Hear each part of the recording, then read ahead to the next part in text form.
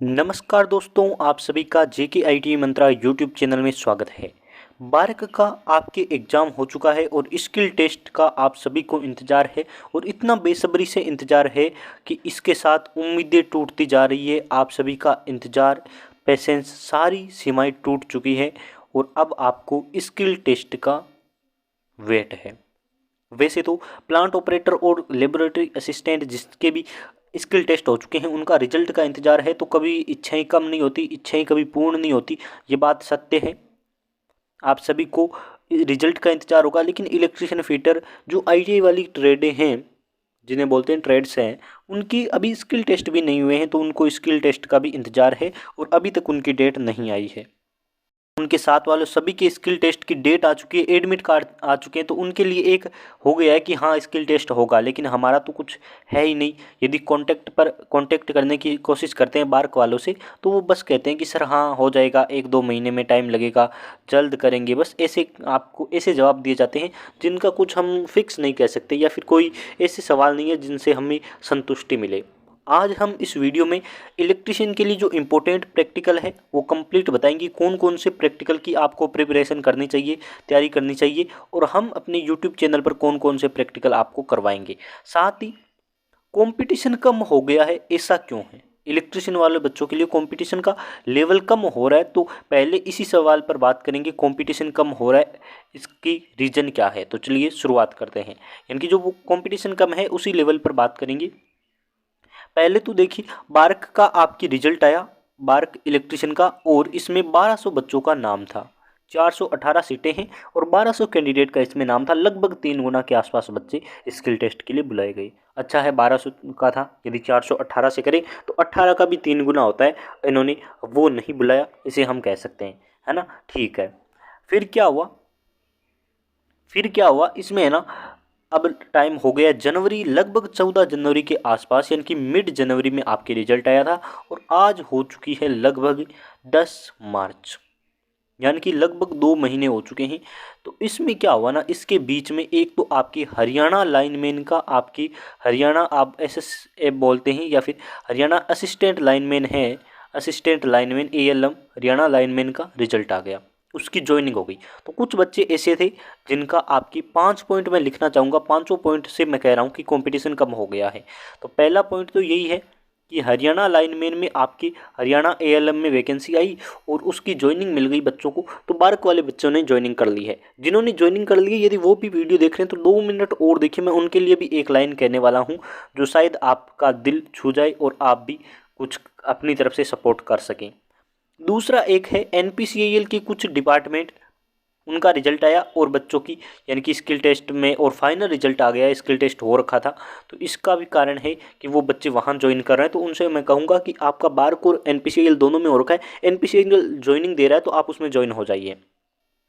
तीसरा कारण है कि दिल्ली पुलिस में बच्चों की ज्वाइनिंग नहीं मिली है, लेकिन नाम आ रखा है, उनको लग रहा है कि हाँ दिल्ली पुलिस में हो जाएगा, तो वो बार्क को छोड़कर दिल्ली पुलिस चूज करें, क्योंकि बेटर ऑप्शन है। और एक और कारण मैं आपको बताऊंगा, यानी कि कंपटीशन कम का कारण लिख रहे हैं, तो उसमें है एससीवीटी वाले बच्चे। एससीवीटी वाले बच्चों को बाहर कर रहे हैं, तो कंपटीशन थोड़ा सा कम यहाँ भी फ़र्क पड़ रहा है, यानी कि हर चीज़ से पॉइंट से एक एक बच्चे यदि बाहर होते हैं, फिर भी हमारे लिए कंपटीशन कम हो रहा है, ये मैं बात बोल रहा हूँ। तीसरा, यानी कि एससीवीटी वालों को बच्चों को बाहर करें, तो ये एक पॉइंट है जिसकी वजह से हम कह सकते हैं कंपटीशन कम हो रहा है। चौथा एक सबसे बड़ा कारण है यूपीपीसीएल टीजी2। ये वैकेंसी तो आई थी डीआरडीओ के साथ अगस्त 2022 में, लेकिन बोलते हैं ना कि किस्मत जब साथ होती है तो सारी आपकी दिशाएं बदल जाती हैं, अलग ही हवाएं चलती हैं। तो ये वही मान सकते हैं कि इसकी वैकेंसी आई थी अगस्त 2022 में, लेकिन 2024 तक इसकी ज्वाइनिंग रुकी रही, एग्ज़ाम इसके नवंबर 2023 तक रुके रही। तो इसे हम कह सकते हैं कि ये हमारे लिए ही बना है, जो होता है ना अच्छे के लिए होता है। तो वो कुछ बच्चे ऐसे हैं जिनका यूपीपीसीएल टीजी2 में हुआ है और बार्क में भी हुआ है, तो उन बच्चों के लिए तो आंख बंद कर करके आप किसी से भी पूछ लीजिए, सबसे बेटर ऑप्शन है यूपीपीसीएल टीजी2, क्योंकि ये ऐसी नौकरी है जिसमें प्रमोशन करके आपको एएन जेएन तक भी बना देते हैं, और कोई ऐसी नौकरी नहीं है जिसमें इतना बड़ा प्रमोशन हो सकता है क्या। तो मैं कहूँगा यूपीपीसीएल टीजी2 आपको कभी नहीं छोड़नी है, इसमें ज्वाइनिंग कर लिए हैं तो आपको बार्क की तरफ देखना नहीं है। अब देखिए ऐसे कई कारण, मैंने 4-5 कारण लिखे हैं जिनकी वजह से हम मान सकते हैं कि अब कुछ ऐसे पेंडिंग कारण भी है जिनको हम मान सकते हैं, जैसे कि इसरो NRSC और एक है इसरो SDSC। इनके यदि रिजल्ट आते हैं तब भी फ़र्क पड़ेगा बार्क पर, क्योंकि कुछ बच्चे होंगे जो इनमें सेलेक्ट हो जाएंगे। तो उन बच्चों से भी कहूँगा इसरो जैसी नौकरी आपको नहीं छोड़नी है। इसरो तो आप किसी से भी पूछ लीजिए, उससे बड़ा कुछ नहीं है। ITA वालों के लिए या किसी भी आपके डिग्री डिप्लोमा आपके जो भी है, इसरो से ऊपर कुछ नहीं है। और इसरो की सैलरी भी आपकी 50,000 के आसपास जाती है पहली सैलरी। बार्क की पहली सैलरी 22,000 है। तो इसरो को आपको नहीं छोड़ना है। इसरो की सीटें देखिए, कंपटीशन देखिए, तो आपको इसरो में ही ज्वाइनिंग करनी है। यदि वैकेंसी आपका सिलेक्शन हो जाता है तो बार्क की तरफ आपको नहीं देखना है। दूसरा एक और रीजन बताऊं तो एक है पावर ग्रिड, PGCIL बोल सकते हैं, उसमें भी वैकेंसी आई हुई है और बच्चों का सिलेक्शन यदि उसमें होता है रिजल्ट आने के बाद, तो ये 2-3 कारण पेंडिंग पड़े हैं जो कंपटीशन कम कर सकते हैं। तो मैंने इतने कारण बता दिए। अब जिनका सिलेक्शन हो गया है ना, वो क्या करें? तो सिलेक्शन जिनका कहीं भी हो रखा है उनको मैं कहूँगा आप स्किल टेस्ट देने न जाइए। साफ साफ कह रहा हूँ। क्यों कह रहा हूँ? इसकी एक वजह है कि देखिए हमें हर बार आंदोलन कर करके, हड़तालें कर करके, ट्विटर कैंपेन चला चला कर सरकारों को जगाना पड़ता है, वैकेंसी निकलवानी पड़ती है, उनको कहना पड़ता है कि एग्ज़ाम ले लो। किस प्रकार से आपने टेक्निकल हेल्पर का एग्ज़ाम करवाया है, सरकार से कितने हड़ताल करके आपने एग्ज़ाम करवाया है, UPPCL से किस प्रकार से आपने एग्ज़ाम करवाया है, आप ही जानते हो। तो कितने परेशान होते हैं विद्यार्थी, आप भी जानते हो। तो आपका यदि सिलेक्शन बार्क में भी है और एक किसी अदर डिपार्टमेंट में, फॉर एग्जांपल UPPCL में है आपका नाम, तो मैं कहूँगा कि आप UPPCL में यदि आपने ज्वाइनिंग कर ली है तो बार्क में मत जाइए। नहीं जाएंगे तो क्या होगा? यदि आप स्किल टेस्ट में गए और आपका नाम फाइनल लिस्ट में आ जाता है तो एक सीट बच्चे का, यानी कि जिस बच्चे का मान लो आपकी जगह सिलेक्शन होना था, वो बच्चा बाहर हो जाएगा ना। तो आप उसको भी नौकरी दिलाने की कोशिश करें और अपनी, आपकी नौकरी तो है ही सेफ़, तो ऐसा कुछ काम कीजिए जिससे आपके साथ वाले भी ज्वाइन हो पाए, उनको भी नौकरी मिल पाए। सरकारी हमारे लिए कुछ नहीं करेगी, हमें एक दूसरे के लिए करना होगा। यदि 2 वैकेंसी है और एक में यदि हम ज्वाइन कर लेते हैं तो दूसरे को एक बार छोड़ दीजिए ताकि उसमें कोई और दूसरा सेलेक्ट हो पाए और उस बंदे को आगे जाकर कहीं आंदोलन हड़ताल ना करना पड़े। तो आप मेरी बात समझ रहे होंगे, यानी कि मेरे वर्ड टूटे फूटे हो सकते हैं लेकिन आप मेरी बात को समझ रहे होंगे। सरकार हमारा साथ नहीं देगी लेकिन हम एक दूसरे का साथ जरूर दे सकते हैं, ये मेरी उम्मीद है और ये मेरा है। अब देखिए इंपॉर्टेंट प्रैक्टिकल कौन कौन से, उस पर बात कर लेते हैं। वीडियो लंबा होगा लेकिन हर टॉपिक मैंने मेंशन किया है कि कंपटीशन कम होने का कारण क्या है, जो सेलेक्ट हो गए हैं उन बच्चों को क्या करना चाहिए, और अब इम्पोर्टेंट प्रैक्टिकल कौन से हैं उन पर भी बात कर लेते हैं। 3 टॉपिक पर इस वीडियो में बात हो रही है ना। तो देखिए ये मैंने इंपॉर्टेंट प्रैक्टिकल्स लिखे हैं अपने तौर पर। ये वो प्रैक्टिकल है जो NPCL और बार्क जैसे एग्जाम, DRDO जैसे एग्जाम हर बार पूछते हैं स्किल टेस्ट के तौर पर। और यदि आपका सपोर्ट इस वीडियो पर अच्छा रहा, लाइक शेयर की उम्मीदें रही, कमेंट अच्छे रहे, तो मैं हर एक प्रैक्टिकल, जो मैंने 10 प्रैक्टिकल लिखे हैं, ये सारी मैं अपनी यूट्यूब चैनल पर करवा दूंगा। पहला है बैटरी चार्जिंग के लिए तैयारी और परिपथ निर्माण, है ना। तो परिपथ का ये है कि पिछली बार जब बार्क का 2020 में पेपर हुआ तो स्किल टेस्ट में ये पूछा गया कि आपकी बैटरी का चार्जर है, उसका आपको सर्किट डायग्राम बनाना है। तो बैटरी चार्ज करने के 2-3 तरीके होते हैं, constant voltage, constant current, trickle charging. ये तरीके से आप सर्किट डायग्राम आपसे बनवाया जा सकता है। पहले मैं थोड़ा आपको डिस्कशन के तौर पे दे दूं तो प्रैक्टिकल आपका 3 घंटे का होता है, उसमें 2 से 3 प्रश्न पूछे जाते हैं और 100 नंबर का प्रैक्टिकल होता है। 100 नंबर की प्रैक्टिकल में यदि आपकी मैं अनरिजर्व की बात करूं तो 60% या 50% मार्क्स लाना जरूरी होता है। यदि आपके इतने मार्क्स नहीं होते हैं, क्वालिफाई नहीं होता है ये प्रैक्टिकल स्किल टेस्ट, तो आपको बाहर कर दिया जाएगा। चाहे आप सेकंड जो स्टेज का एग्ज़ाम हुआ था उसमें आप टॉपर है, फिर भी आपको बाहर कर दिया जाएगा क्योंकि आपका स्किल टेस्ट क्वालिफाई नहीं हुआ। तो ये आपको ध्यान रखना है, इसे क्वालिफाई करना है।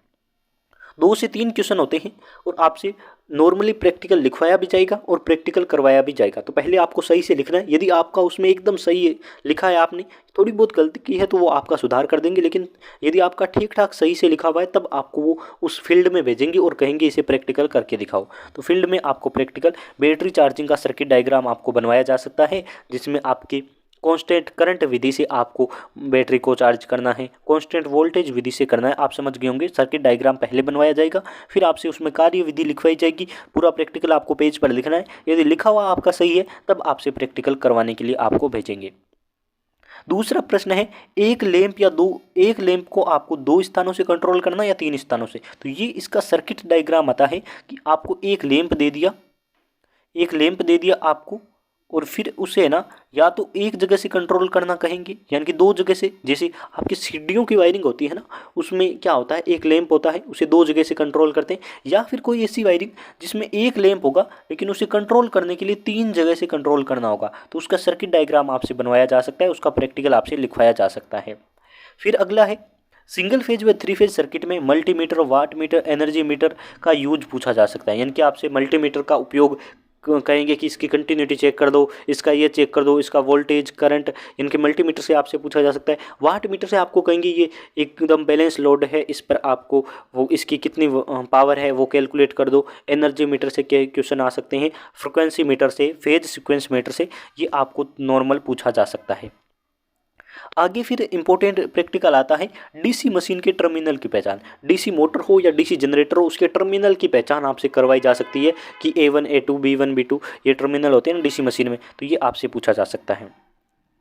आगे है डीसी मशीन की कंटिन्यूटी और इंसुलेशन रेजिस्टेंस। हाँ, इसकी कंटिन्यूटी पूछी जा सकती है और इंसुलेशन का रेजिस्टेंस चेक करवाया जा सकता है। ये इंपॉर्टेंट मुझे लगे हैं क्वेश्चन। अब आगे देखिए 6 नंबर क्वेश्चन है 3 फेज व 3 पॉइंट व 4 पॉइंट स्टार्टर के कनेक्शन। ये आता है डीसी मोटर में, और ज़्यादातर शंट मोटर का पूछा जाता है कि शंट मोटर से आपकी 3 पॉइंट स्टार्टर से कनेक्शन करके बताइए। तो स्टार्टर आपको पता है ना, स्टार्टिंग करंट को कम करने के लिए लगता है, तो इसके क्वेश्चन भी आपसे पूछे जा सकते हैं। फिर आगे आता है इंडक्शन मोटर में, और सबसे ज़्यादा क्वेश्चन यही वाले पूछे जाते हैं, लास्ट वाले। डीओएल स्टार डेल्टा स्टार्टर की आपकी 3 फेज की मोटर के साथ कनेक्शन पूछे जा सकते हैं, सबसे इंपॉर्टेंट यही है।